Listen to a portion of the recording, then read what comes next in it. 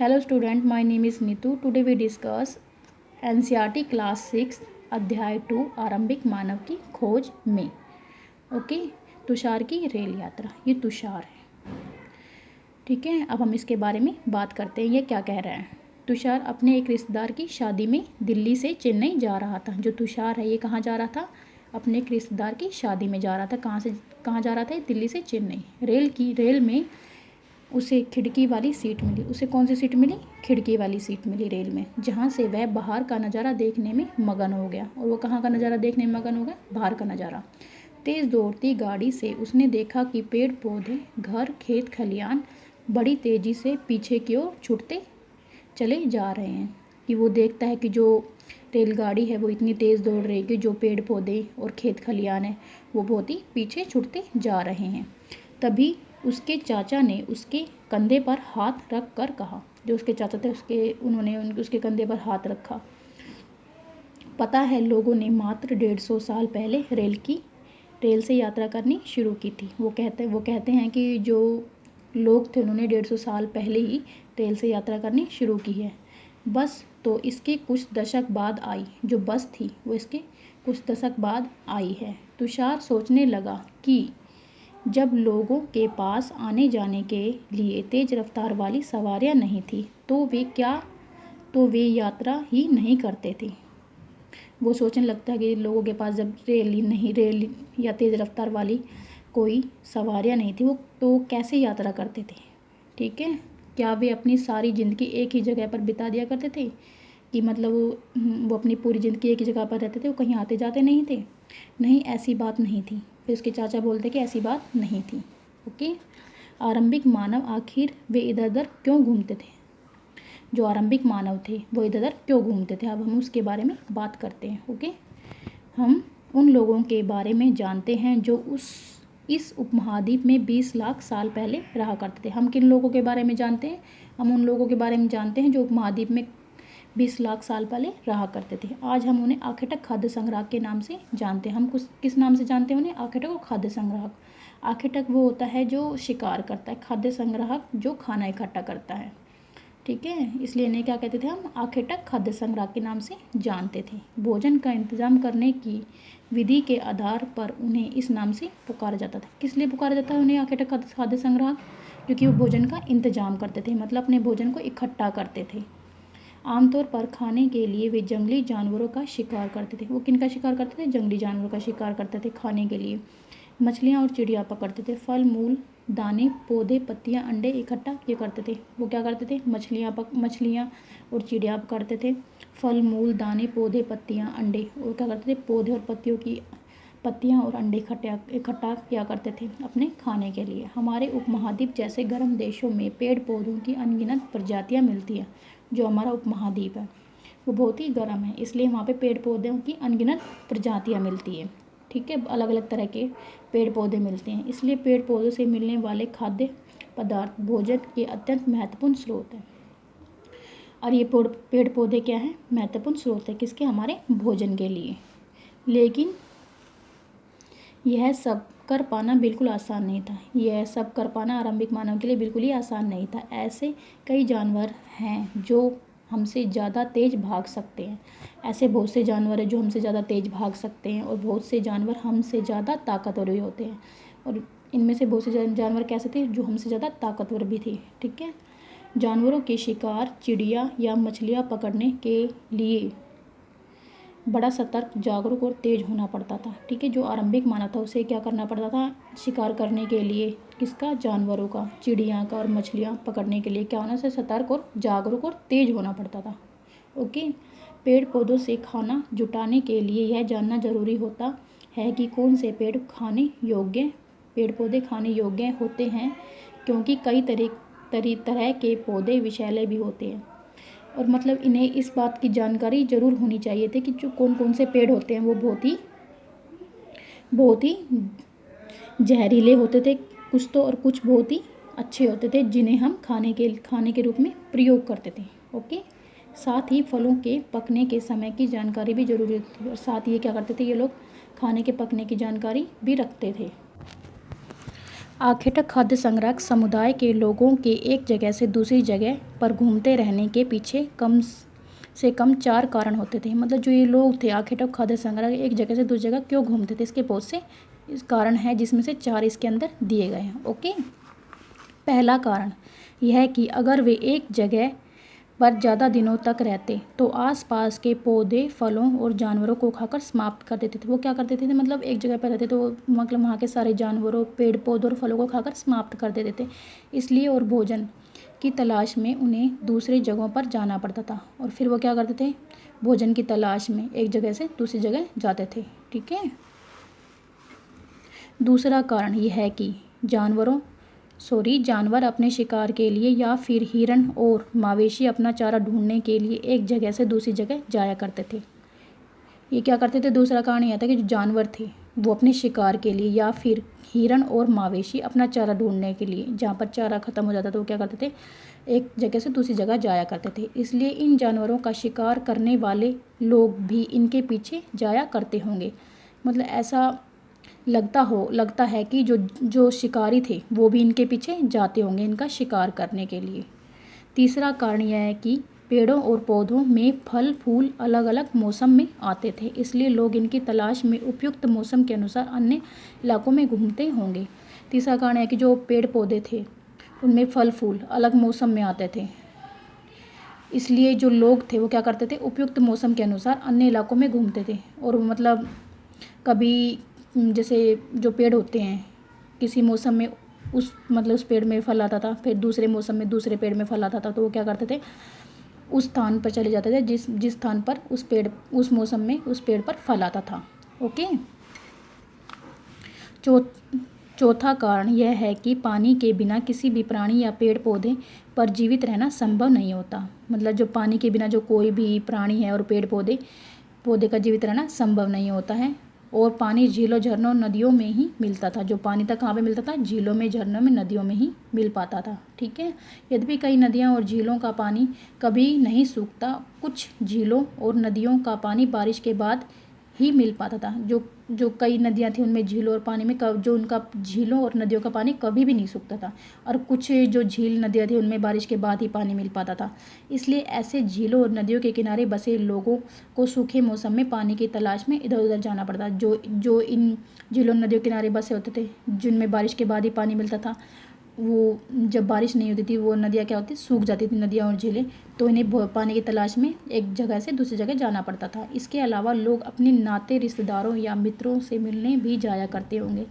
और एक कारण ये भी है, जो लोग थे जो अपने नाते, जो उनके रिश्तेदार हैं उनसे मिलने के लिए और अपने मित्रों से मिलने के लिए भी जाया करते होंगे। यहाँ यह स्मरण रखना जरूरी है कि ये सभी लोग पैदल यात्रा किया करते थे। और ये मतलब लोग थे क्या करते थे, ये याद रखने वाली चीज़ है कि जो ये लोग थे पैदल यात्रा किया करते थे। ठीक है। आरंभिक मानव के बारे में जानकारी कैसे मिलती है। अब हम पढ़ेंगे कि आरंभिक जो मानव है उसके बारे में हमें जानकारी कैसे मिलती है। पुरातत्वविदों को कुछ ऐसी वस्तुएं मिली हैं जिनका निर्माण और उपयोग आखेटक खाद्य संग्रह किया करते थे। मतलब जो पुरातत्वविद हैं उन्हें मतलब कुछ ऐसी वस्तुएं मिली हैं जिनका निर्माण जो आखेटक खाद्य संग्रह वो किया करते थे। यह संभव है कि लोगों ने अपने काम के लिए पत्थरों, लकड़ियों, हड्डियों के औजार बनाए हों। ठीक है। मतलब यह संभव है कि जो आखेटक खाद्य संग्रह थे उन्होंने पत्थरों, लकड़ियों और हड्डियों के औजार बनाए होंगे। इसमें से पत्थरों के औजार आज भी बचे हैं। इनमें से कुछ पत्थरों के औजार बचे हुए हैं आज भी। ठीक है। जो ये दिखा रखे हैं ये बचे हुए औजार हैं जो आज भी हमें देखने को मिलते हैं।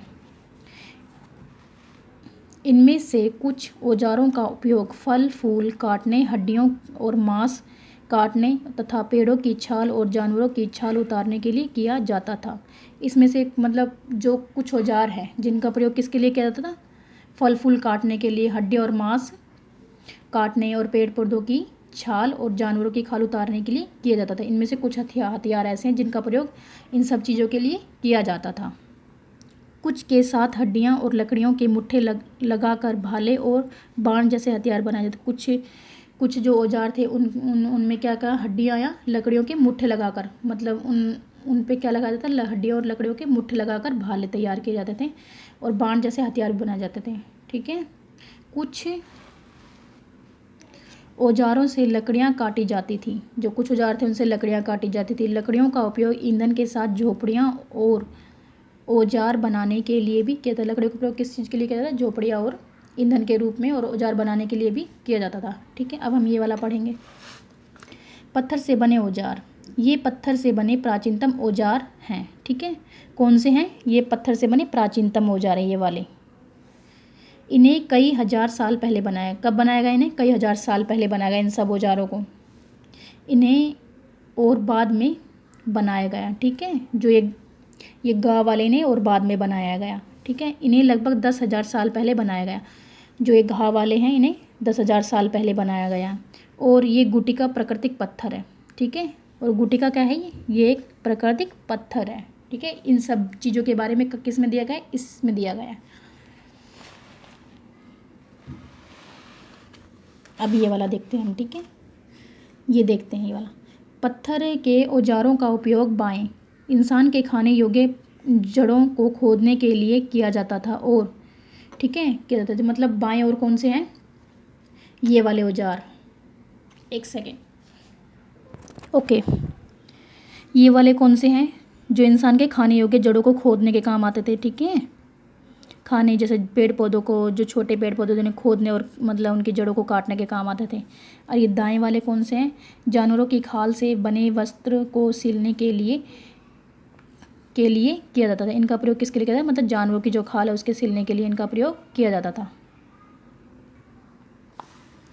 मानचित्र 2 को देखो। लाल त्रिकोण वाले स्थान वे पुरास्थल है जहाँ पर आखेटक खाद्य संग्रह के होने के प्रमाण मिलते हैं। ठीक है, अब हम देखते हैं, अभी हमें पढ़ लेते हैं। इनके अलावा भी और कई स्थानों पर आखेटक खाद्य संग्रह रहते थे। मानचित्र में सिर्फ कुछ गिने चुने स्थान ही चिन्हित किए गए हैं। कई पुरास्थल नदियों और झीलों के किनारे थे। कई पुरास्थल कहाँ थे, नदी और झीलों के किनारे थे। अब हम इसके बारे में नीचे देखते हैं। रहने की जगह निर्धारित करना। ठीक है, ये क्या करते हैं, सभी रहने की जगह निर्धारित करते हैं। अब हम इसके बारे में देखते हैं। ओके, ये देखो यहाँ पे ये दिया हुआ है, संकेत दिए, पुरापाषाणिक पुरास्थल। ठीक है, ये ऑरेंज से हैं, ये कौन से पुरापाषाणिक पुरास्थल है, कौन कौन से पुरापाषाणिक पुरास्थल है, ये भीमबेटका है और ये हुसगी है, ये कुरनूल गुफा, ये क्या है, पुरापाषाणिक पुरास्थल है। ठीक है, अब हम पढ़ेंगे नवपाषाणिक कालिक। ठीक है, ये वाला इसका साइन दिया गया है, संकेत, आप अपनी बुक में देख लेना। नवपाषाणिक पुरास्थल ध्यान से देखोगे तो आपको दिख जाएगा। ओके, अब हम देखते हैं कौन से नवपाषाणिक। कोल्डीवाहा है, महागाड़ा है, चिरांद है, हुल्लूर है, पय्यमपल्ली है। ठीक है, और दावजोली हैडिंग है। ये सब क्या है, ये हुल्लूर है, ये क्या है, नवपाषाणिक पुरास्थल है। अब हम पढ़ेंगे महापाषाणिक पुरास्थल के बारे में। महापाषाणिक पुरास्थल कौन सा है, ब्रह्मगिरी है एक, और दूसरा कहाँ पे है, ये आदित्य नल्लूर। ठीक है, ब्रह्मगिरी ये क्या है, महापाषाणिक पुरास्थल है। आरंभिक गांव कौन से हैं, देखो इसका ये साइन दिखा रखा है। ठीक है, अब हम देखते हैं आरंभिक गांव कौन से हैं, ये है इनाम गांव। ठीक है, और कौन सा है आरंभिक गांव, आरंभिक गांव इनाम गांव ही है। ठीक है, आधुनिक नगर कौन से हैं, अब आधुनिक नगर देखेंगे, ये है आधुनिक नगर, स्टार का साइन दिखा रखा है ना, मुंबई और ये है कोलकाता। ठीक है, ये है आधुनिक नगर है ये। ठीक है, मुंबई और कोलकाता। अब हम आगे पढ़ते हैं।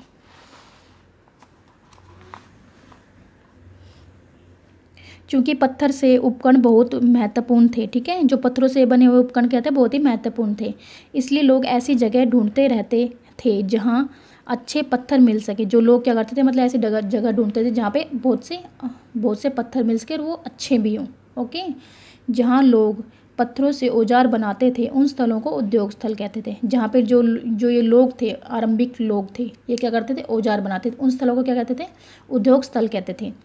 हमें इन उद्योग स्थलों के बारे में जानकारी कैसे मिलती है। ठीक है, अब हम ये क्वेश्चन कर रहा है कि कहाँ से मिलती है हमें इसके बारे में जानकारी। अब हम इसके बारे में पढ़ेंगे। आमतौर पर हमें ऐसी जगहों पर पत्थर के बड़े बड़े टुकड़े मिलते हैं और ऐसे उपकरण मिलते हैं जिन्हें लोग इन स्थलों पर छोड़ गए होंगे क्योंकि वे ठीक नहीं बने होंगे। ठीक है, जो लोग थे वो बड़े बड़े टुकड़े मिलते हैं, कहाँ से मिले हैं हमें, जहाँ पे ये काम करते थे। ठीक है, उपकरण मिलते हैं, जो इनके उपकरण बनाए हुए थे वो भी मिलते हैं हमें, जिन्हें लोग इन स्थलों पर छोड़ गए थे, जो टूटे फूटे थे, ठीक है, जो ठीक से नहीं बने थे। इन स्थलों पे हमें वो क्या मिलते हैं, उनके बनाए हुए उपकरण मिलते हैं, और उनके जो पत्थर से जिन्हें मतलब औजार बनाते थे वो टूटे फूटे टुकड़े मिले हैं। इससे हमें उद्योग स्थल की बारे में जानकारी मिलती है। साथ ही औजार बनाने के बाद पत्थरों के टूटे फूटे टुकड़े इन स्थलों पर मिलते हैं। और क्या मिलते हैं हमें, टूटे फूटे टुकड़े मिले हैं इन स्थलों पर। कभी कभी लोग इन स्थलों पर कुछ ज़्यादा समय तक रहा करते थे। ऐसे स्थलों को आवासीय और उद्योग स्थल कहते हैं। जहाँ पे लोग रहते थे उन स्थलों को क्या कहते हैं, आवासीय स्थल कहते हैं। और जहाँ पे वो उद्योग अपने मतलब औजार बनाते थे उन्हें क्या कहते थे, उद्योग स्थल कहते थे। यहाँ पे ये लोग क्या कहते हैं, ज़्यादा समय तक रहते थे। अब हम इसके बारे में पढ़ेंगे। भीमबेटका, आधुनिक मध्य प्रदेश। भीमबेटका कहाँ है, आधुनिक मध्य प्रदेश में है। आवासीय पुरास्थल उन्हें कहते हैं जहाँ लोग रहा करते थे। किसे कहते हैं आवासीय पुरास्थल, जहाँ पे ये लोग रहते थे। कौन, आरंभिक लोग। इनमें गुफाओं और कंदराओं जैसे वे स्थल होते हैं जिन्हें यहाँ दर्शाया गया है। किस में दर्शाया, जैसे ये है गुफा है, ठीक है, ये गुफा और कंदराएँ हैं, ठीक है। इन स्थलों पर ये लोग रहते थे, ठीक है, इन्हें आवासीय स्थल कहा जाता था। ओके, लोग इन गुफाओं में इसलिए रहते थे क्योंकि यहाँ उन्हें बारिश, धूप और हवाओं से राहत मिलती थी। क्यों रहते थे यहाँ पे ये लोग, ताकि इन्हें धूप, बारिश और हवाओं से राहत मिल सके। ऐसी प्राकृतिक गुफाएं विंध्य और दक्कन के पर्वतीय इलाकों में मिलती है। कहाँ पे मिलती है गुफाएं कंदराएं, विंध्य के, दक्कन और पर्वतीय इलाकों में मिलती है। और ये कहाँ पे है, नर्मदा घाटी के पास है। कहाँ पे ये गुफाएं कंदराएं, नर्मदा घाटी के पास है, ठीक है। विंध्य, दक्कन और पर्वतीय इलाकों में नर्मदा घाटी के पास है। क्या तुम बता सकते हो कि रहने के लिए लोगों ने यह जगह क्यों चुनी होगी। मतलब ये आपसे क्वेश्चन करा कि आप बता सकते हो कि रहने के लिए इन्होंने ये जगह क्यों चुनी होगी। ओके, अब हम पढ़ते हैं इसके बारे में। पुरास्थल, पुरास्थल उस स्थान को कहते हैं जहाँ औजार, बर्तन और इमारतों जैसी वस्तुओं के अवशेष मिलते हैं।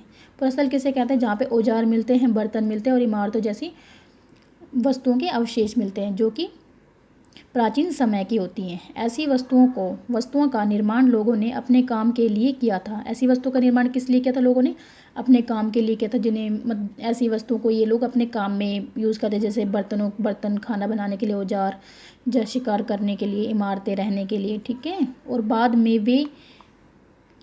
वे उन्हें वहीं छोड़ गए। क्या छोड़ गए, मतलब फिर बाद में वो उन्हें वहीं छोड़ गए। ये ज़मीन के ऊपर, अंदर, कभी कभी समुद्र और नदी के तल में भी पाए जाते। कहाँ कहाँ पे मिलती है, ये ज़मीन के ऊपर मिलती है, कभी अंदर मिलती है, कभी कभी समुद्र, नदी के तल में भी पाए जाते हैं। ओके, इन पुरास्थलों के बारे में आपको अगले अध्याय में बताया जाएगा। इन पुरास्थलों के बारे में आपको जो अगला अध्याय होगा उसके बारे में उसमें बताया जाएगा। पाषाण औजारों का निर्माण, पाषाण उपकरणों को प्राय 2 तरीकों से बनाया जाता था। मतलब पाषाण औजार बनाने के 2 तरीके थे। पत्थर से पत्थर को टकराना, पहला कौन सा तरीका था, पत्थर से पत्थर को टकराना। यानी जिस पत्थर से कोई औजार बनाना होता था उसे एक हाथ में लिया जाता था और दूसरे हाथ से एक पत्थर का हथौड़ी जैसा इस्तेमाल किया। मतलब एक पत्थर को हाथ में लेके दूसरे पत्थर से उस पर वार किया जाता था, ठीक है, हाथ में लेके फिर उस पर वार किया जाता था। इस तरह आघात करने वाले पत्थर से दूसरे पत्थर पर तब तक शल्क निकाले जाते थे जब तक वांछित आकार वाला उपकरण ना बन जाए। और ये क्या करते थे, मतलब तब तक उस पर वार करते थे जब तक उससे कोई आकार ना मिल जाए, ठीक है। दूसरे तरीके को दबाव शल्क तकनीक कहा जाता है, ठीक है। दूसरे तरीके क्या जाता है, दबाव शल्क तकनीक कहा जाता है। इसमें क्रोड को एक स्थिर सतह पर टिकाया जाता है, ठीक है। मतलब जो भी आपका जो जिससे औजार बना है उसे मतलब एक स्थिर सतह पर टिकाकर इस क्रोड पर हड्डी या पत्थर रखकर, मतलब जो भी आपका औजार था उस पर कुछ रखकर उस पर हथौड़ीनुमा पत्थर से शल्क निकाले जाते थे। मतलब उस पर वार किया जाता, फिर उससे शल्क निकाले जाते थे जिससे वांछित उपकरण बनाए जाते। क्या बनाए जाते, जिससे मतलब उपकरण जो था वांछित उपकरण बनाए जाते थे। अब हम ये वाला पढ़ेंगे। पाषाण उपकरण कैसे बनाए जाते थे, इसके लिए अपनाई गई 2 तकनीकों में से एक या दर्शाई गई, बताओ यह कौन सी तकनीक है। मतलब इनके बारे में ये बोल रहे हैं, ठीक है, कि इनमें से ये कौन सी तकनीक है। अब ये वाली हमने पढ़ा होगा, ठीक है, कौन सी तकनीक है, ये वाली पहले वाली तकनीक है, ठीक है। इस पे मतलब मार रहा है। दूसरी वाली में क्या था, उसमें हड्डियाँ या किसी और चीज़ को रख के तब उस पर वार किया जाता था, फिर उससे शल्क निकाल जाते थे। इसमें ये पत्थर लेके सीधा इसी से ही वार कर रहा है, ठीक है। इसको अब ये वाला पढ़ते हैं हम, ठीक है। आग की खोज, आग की कब खोज हुई इसके बारे में हम पढ़ेंगे। मानचित्र 2 में कुरनूल गुफाओं ढूंढो, ठीक है। मानचित्र 2, अब हम देखते हैं कुरनूल की गुफाएं कहाँ पे। मानचित्र 2 ये है कुरनूल की गुफाएं। सबसे पहले यहाँ पे अवशेष मिले हैं किसके, राख के, ठीक है। आग के अवशेष मिले हैं कुरनूल की गुफाओं में। जस्ट अ सेकेंड, यहाँ पे राख के अवशेष मिले हैं, सॉरी आग के नहीं, राख के अवशेष मिले हैं। स्टार्ट करते हैं हम, ठीक है।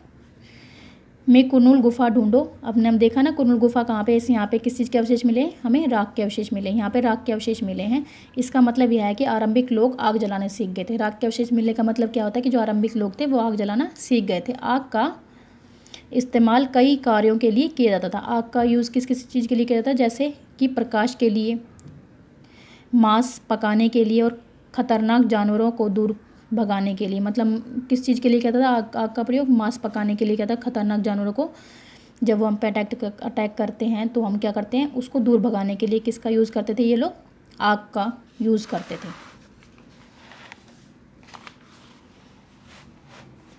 Just a second, I can set the page. बदलती जलवायु, ठीक है। हम बदलती जलवायु के बारे में पढ़ें, बहुत ही इंपॉर्टेंट है, इसके बारे में ध्यान से पढ़ना, ओके। लगभग 12,000 साल पहले दुनिया की जलवायु में बड़े बदलाव आए। कब बदलाव आए, 12,000 साल पहले दुनिया की जलवायु में बड़े बदलाव आए और गर्मी बढ़ने लगी। इसके परिणाम स्वरूप कई क्षेत्र में घास वाले मैदान बनने लगे और गर्मी बढ़ने से क्या हुआ, घास वाले जो मैदान थे उनकी संख्या बढ़ने लगी। इससे हिरण, बारहसिंगा, भेड़, बकरी और गाय जैसे उन जानवरों की संख्या बढ़ी जो घास खाकर जिंदा रहते हैं। और किन की संख्या बढ़ने लगी, हिरण, बारहसिंगा, भेड़, बकरी और गाय जैसे जानवरों की संख्या बढ़ने लगी जो घास खाकर जिंदा रहते थे। जो लोग इन जानवरों का शिकार करते थे वे भी इनके पीछे आए और इनके खाने पीने की आदतों और प्रजनन का समय की जानकारी हासिल करने लगे। और वो कौन लोग थे, जो शिकारी थे, जो इनके पीछे आए, उनके खाने पीने की आदतों और प्रजनन के समय की जानकारी हासिल करने लगे। हो सकता है कि तब लोग इन जानवरों को पकड़कर अपनी ज़रूरत के अनुसार पालने की बात सोचने लगे। मतलब वो जो लोग थे इन्हें इनके बारे में जानकारी हासिल करने, उनको मतलब पालने के बारे में सोचने लगे होंगे, ठीक है। साथ ही इस काल में मछली भी भोजन का महत्वपूर्ण स्रोत बन गई। और मछली मतलब भोजन का महत्वपूर्ण स्रोत कौन सी बन गई, मतलब मध्यपाषाण काल में मछली बन गई, भोजन का महत्वपूर्ण स्रोत बन गई, ठीक है। सारी घटनाएं क्या हुई थी, मध्यपाषाण काल में हुई थी, ठीक है। जिन्होंने मतलब पालतू बनाने की सोची, मध्यपाषाण काल में सोचा इन्होंने, ठीक है। अब हम ये वाला पढ़ेंगे। इस दौरान उपमहाद्वीप के भिन्न भिन्न इलाकों में गेहूं, जौ, धान जैसे अनाज प्राकृतिक रूप से होने लगे। मतलब जो उपमहाद्वीप था वहाँ पे जो गेहूं, जौ और धान थे, ये अनाज क्या हुआ, प्राकृतिक रूप से अपने आप उगने लगे। शायद महिलाओं, पुरुषों और बच्चों ने इन अनाजों को भोजन के लिए बटोरना शुरू कर दिया। जो महिलाएं थे, पुरुषों थे और बच्चे थे, उन्होंने भोजन के लिए इन अनाजों को इकट्ठा करना शुरू किया, ठीक है। नाम और तिथियाँ, हम जिस काल के बारे में पढ़ रहे हैं पुरातत्वविदों ने उनके बड़े बड़े नाम रखे हैं। हम जिस काल के बारे में पढ़ते हैं जो पुरातत्व, उन्होंने इसके नाम रखे हुए हैं, ठीक है। आरंभिक काल को वे पुरापाषाण काल कहते हैं, ठीक है। आरंभिक काल को क्या कहते हैं, वो पुरापाषाण काल कहते हैं। यह दो शब्दों पुरा यानी प्राचीन और पाषाण यानी पत्थर से बना है। किन शब्दों से बना है, दो शब्दों से मिलकर बना है। पुरा यानी प्राचीन, ठीक है, पाषाण यानी पत्थर से बना है, ठीक है। यह नाम पुरास्थलों से प्राप्त पत्थर के औजारों के महत्व को बताता है। किसके महत्व को बताता है, पुरास्थल से प्राप्त औजारों के महत्व को बताता है, पत्थरों के औजारों के महत्व को बताता है। पुरापाषाण काल 20 लाख साल पहले से 12,000 साल पहले के दौरान माना जाता है। पुरापाषाण की अवधि मतलब 20 लाख साल पहले से 12,000 साल पहले मानी गई है, ओके। इस काल को भी 3 भागों में विभाजित किया गया। जो पुरापाषाण काल है इसको कितने भागों में विभाजित किया गया, 3 भागों में, ठीक है। आरंभिक, मध्य एवं उत्तर पुरापाषाण। किस किस काल मतलब 3 भागों में बांटा, आरंभिक काल के बारे में, आरंभिक में, मध्य में और उत्तर पुरापाषाण काल में बांटा गया। मानव इतिहास की लगभग 99% कहानी इसी काल के दौरान घटी थी। जो मानव इतिहास की जो सबसे ज़्यादा घटनाएं किस काल में घटी है, 99% घटनाएं किस काल में घटी, पुरापाषाण काल में घटी हुई है, ठीक है। जिस काल में हमें पर्यावरणीय बदलाव मिलते हैं, कब मिलते हैं पर्यावरणीय बदलाव, मध्यपाषाण काल में मिलते हैं। उसे मेसोलिथ यानी मध्यपाषाण युग कहते हैं। क्या कहते हैं उसे, मेसोलिथ कहते हैं। और मध्यपाषाण युग कहते हैं, ठीक है। मध्यपाषाण को ही क्या कहते हैं, मेसोलिथ कहते हैं, और मेसोलिथ को क्या कहते हैं, मध्यपाषाण कहते हैं। इसका समय लगभग 12,000 साल पहले से लेकर 10,000 साल पहले तक माना गया। क्या समय माना गया इसका, 12,000 से 10,000 साल पहले तक का समय माना गया। इस काल के पाषाण औजार आमतौर पर बहुत छोटे होते हैं। जो मध्यपाषाण काल थे इसके औजार क्या होते हैं, बहुत ही छोटे होते हैं। इन्हें माइक्रोलिथ यानी लघु पाषाण कहा जाता है। क्या कहा जाता है इनके औजारों को, माइक्रोलिथ और लघु पाषाण कहा जाता है। प्राय इन औजारों में हड्डियों या लकड़ियों के मुट्ठे लगे हंसिए आरी जैसे औजार मिलते हैं। और कौन से औजार मिलते हैं, मतलब औजार कौन से मिलते हैं, हड्डियों के, लकड़ियाँ जो होती हैं उनके मुट्ठे लगे हंसिए और आरी जैसे औजार मिलते हैं। साथ साथ पुरापाषाण युग वाले औजार भी इस दौरान बनाए जाते हैं। जो पुरापाषाण के औजार थे वो भी इस दौरान बनाए जाते थे। कब, मध्यपाषाण के दौरान। अगले युग की शुरुआत लगभग 10,000 साल पहले से होती है। मतलब अगला युग यानी नवपाषाण काल की शुरुआत कब से होती है, 10,000 साल से, ठीक है। इसे नवपाषाण युग कहते हैं। क्या कहते हैं इसे, नवपाषाण युग कहते हैं। अगले अध्याय में तुम नवपाषाण युग के बारे में पढ़ोगे। किसके बारे में पढ़ेंगे हम, नवपाषाण के बारे में। नवपाषाण का क्या मतलब होता होगा, ठीक है। अब हम नवपाषाण के मतलब के बारे में पढ़ेंगे। हमने कुछ स्थानों के नाम दिए हैं। अगले अध्याय में तुम्हें ऐसे अनेक नाम मिलेंगे। अक्सर हम पुराने स्थानों के लिए उन नामों का प्रयोग करते हैं, ठीक है। कुछ ऐसे स्थान हैं, ठीक है, जो हम पढ़ेंगे अगले अध्याय में। उनके नाम मिलेंगे और उनके नाम भी मिलेंगे। अक्सर हम पुराने स्थानों के लिए उनका, जो पुराने स्थान थे उनका हम उसके लिए प्रयोग करते थे, जो आज प्रचलित है, क्योंकि हमें ज्ञात नहीं है कि उस काल में इनके नाम क्या रहे होंगे, कि मतलब हमें नहीं पता है कि उनके नाम क्या रहे होंगे। साथ ही वे यह भी सीखने लगे होंगे कि यह अनाज कहाँ उगाते थे और कब पककर तैयार होते थे, कि मतलब वे जो लोग थे, सीखने में हमें मदद मिलेगी कि वो लोग जो अनाज थे वो कहाँ उगाते थे और कब पककर तैयार होता था। ऐसा करते करते लोगों ने इन अनाजों को खुद पैदा करना सीख लिया होगा। जो लोग थे उन्होंने क्या किया, इन अनाजों को खुद ही पैदा करना सीख लिया होगा। ओके। शैल चित्रकला, इनमें से हमें क्या पता चलता है, शैल चित्रकला से हमें क्या पता चलता है, इसके बारे में हम पढ़ेंगे, ठीक है।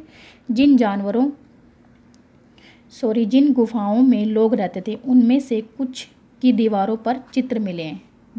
जो लोग गुफाओं में रहते थे उनकी दीवारों से क्या मिले हैं, चित्र मिले हैं, ठीक है।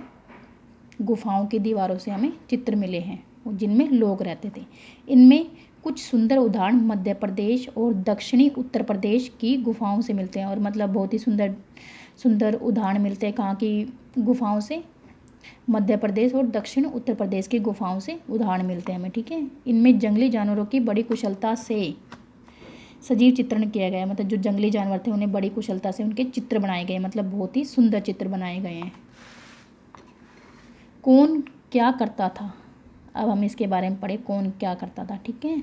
हमने पढ़ा है कि आरंभिक लोग शिकार तथा फल मूल का संग्रह किया करते थे। जो आरंभिक लोग थे वो क्या करते थे, शिकार करते थे और फल मूल जो भी जैसे मतलब पेड़ पौधों की पत्तियां उनका क्या कहते हैं, संग्रह किया करते थे।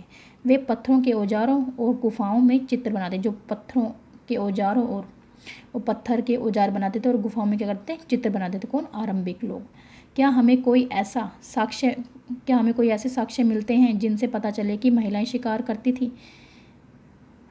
माँ भी एक क्वेश्चन कर रही है कि हमें कोई ऐसा साक्ष्य मिलता है जिनसे महिलाएं शिकार करती थी, या पुरुष औजार बनाते, या फिर पुरुष औजार बनाते थे, या फिर महिलाएं चित्रकारी करती थी, या फिर महिलाएं चित्रकारी करती थी। मतलब अब इनके बारे में हम पढ़ते हैं, अब पढ़ते हैं, ठीक है, स्टार्ट करते हैं। ओके। और पुरुष फल मूल इकट्ठा करते थे। और ये दोबारा से क्वेश्चन करा कि जो पुरुष थे वो फल मूल इकट्ठा करते थे। हमें इसके बारे में अभी तक कोई जानकारी है नहीं, फिर भी हम अंदाजों से इसके बारे में हम बताते हैं, ठीक है। वास्तव में हमें इसका ज्ञान नहीं है। अब ये कह रहा है ना कि वास्तव में हमें इसका ज्ञान नहीं है, हम अंदाज़ा लगा लेते हैं। लेकिन दो बातें हो सकती है, मतलब इनमें से दो बातें हो सकती है। महिलाएं और पुरुष दोनों ने मिलकर कई काम एक साथ किए होंगे। जो महिलाएं और पुरुष थे उन्होंने दोनों ने मिलकर एक साथ किए होंगे, ठीक है। यह भी संभव है कि कुछ तरह के काम केवल महिलाएं करती थी। मतलब ये हम सिर्फ अंदाज़ा लगा रहे हैं कि जो कुछ काम थे जो महिलाएं करती थी और पुरुष नहीं करते थे, कुछ काम थे जो महिलाएं करती थी वो पुरुष नहीं कर सकते थे, ठीक है, ऐसा हम अंदाज़ा लगा सकते हैं। और कुछ केवल पुरुष करते थे, ठीक है, कुछ काम केवल पुरुष करते थे। इसके अलावा उपमहाद्वीप के अलग अलग क्षेत्रों में अलग अलग परंपराएं भी होंगी। अब इसमें भी अंदाज़ा लगा रहे हैं कि हम जो उपमहाद्वीप के अलग अलग क्षेत्र हैं वहाँ पर अलग अलग परंपराएं रही होंगी, ठीक है। अब हम इसके बारे में पढ़ते हैं। भारत में शुतुरमुर्ग, ठीक है, भारत में पुरापाषाण युग के दौरान शुतुरमुर्ग होते हैं। जब पुरापाषाण युग था उसके दौरान क्या होते थे, शुतुरमुर्ग होते थे। महाराष्ट्र के पटने पुरास्थल से शुतुरमुर्ग के अंडों के अवशेष मिले। कहाँ से अवशेष मिले हमें? शुतुरमुर्ग के महाराष्ट्र के पटने से, ठीक है, अंडों के अवशेष मिले हमें। इनके कुछ छिलकों पर चित्रांकन भी मिलता है। जो इनके छिलके हैं शुतुरमुर्ग के छिलकों पर, उन पर चित्रांकन मिलता है। इन अंडों से मनके बनाए जाते थे। और इन अंडों से क्या बनाए जाते थे? मनके बनाए जाते थे। हुस्गी का सूक्ष्म निरीक्षण। अब हम इसमें उसका सूक्ष्म निरीक्षण बताएंगे हुस्गी का। मानचित्र 2 में हुस्गी ढूंढिए। अब हुस्गी को देखते हैं मानचित्र 2 में। देखो ये रहा हुस्गी, ठीक है। अब इसके बारे में हम बात करते हैं।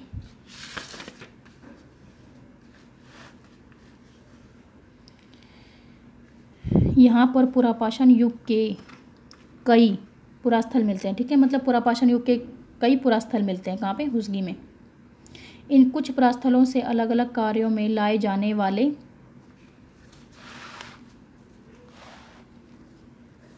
कई प्रकार के औजार मिलते हैं। और मतलब इन पुरास्थल से क्या मिलते हैं? कुछ पुरास्थलों से मतलब औजार मिलते हैं जो अलग अलग कार्यों में प्रयोग किए जाते थे, ठीक है। ये संभवतः आवास और उद्योग स्थल रहे होंगे। और कौन से स्थल रहे होंगे? यहाँ पे लोग रहते भी होंगे और मतलब उद्योग स्थल मतलब औजार वगैरह भी बनाया करते होंगे। कुछ छोटे पुरास्थलों में भी औजार के बनाए जाने के प्रमाण मिलते हैं। मतलब कुछ छोटे पुरास्थल मिले हैं जहाँ पे औजार बनाने के प्रमाण मिलते हैं। इनमें से कुछ पुरास्थल झरनों के निकट थे। कुछ पुरास्थल कहाँ थे जहाँ पे औजार बनाए थे? वो कहाँ पे निकट थे? किसके निकट थे? झरनों के निकट थे। अधिकांश औजार चूना पत्थर से बनाए जाते थे। मतलब वहाँ पे क्या थे? जो औजार थे वो किससे बनाए जाते थे? चूना पत्थर से बनाए जाते थे। अब हम चलते हैं अन्यत्र पे, ठीक है। अब इसके बारे में हम पढ़ेंगे। अपने एटलस में फ्रांस ढूंढो। अब ये कह रहा है आपके पास अगर एटलस है तो उसमें फ्रांस को ढूंढो। यह चित्र फ्रांस की एक गुफा का है, ठीक है। ये जो चित्र दिखा रखा है एक फ्रांस की गुफा का चित्र है, ठीक है। इस पुरास्थल की खोज लगभग 100 साल पहले 4 स्कूली छात्रों ने की। मतलब किसने की थी? 4 स्कूल के छात्र थे, उन्होंने इस गुफा की खोज की थी। कब की थी? 100 साल पहले की थी। इस तरह के चित्र लगभग 20,000 साल पहले से लेकर 10,000 साल पहले के बीच बनाए गए होंगे। कब बनाए गए? 20,000 साल पहले से 10,000 साल के बीच में बनाए गए होंगे ये चित्र, ठीक है। कौन से वाले? ये वाले चित्र, ठीक है, ये वाले चित्र। इनमें कई जानवरों के चित्र हैं, ठीक है। इनमें मतलब जानवरों के चित्र दिखा, देखो ये जानवर हैं, ठीक है, इनके चित्र बनाए गए हैं। इनमें जंगली घोड़े, गाय, भैंस, गैंडा, रेंडियर, बारहसिंगा और सूअरों के गहरे चमकीले रंगों से चित्रित किया गया। मतलब जो इनमें जानवर दिखाए गए कौन कौन से? जंगली घोड़े, गाय, भैंस, गैंडा, रेंडियर, बारहसिंगा और सूअरों के गहरे चमकीले रंगों से चित्रित। मतलब किस रंगों से चित्रित किया गया? गहरे चमकीले रंगों से चित्रित किया गया है इसको, ओके। इन रंगों को लोह अयस्क और चारकोल जैसे खनिज पदार्थों से बनाया जाता है। किससे बनाया जाता है? चारकोल और लोह अयस्क, ठीक है। लोह अयस्क और चारकोल जैसे खनिज पदार्थों से किससे बनाया? लोह अयस्क और चारकोल जैसे खनिज पदार्थों से बनाया जाता था। यह संभव है कि इन चित्रों को उत्सवों के अवसर पर बनाया जाता था। कब बनाया जाता था इन चित्रों को?